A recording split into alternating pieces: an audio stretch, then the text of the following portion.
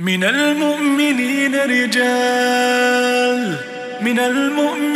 رجال صدقوا ما عاهدوا الله عليه، فمنهم من قضى نحبه ومنهم من ينتظر وما بدلوا تبديلا، ليجزي الله الصادقين بصدقهم ويعذب المنافقين إن شاء ويتوب عليهم، إن الله كان غفورا رحيما.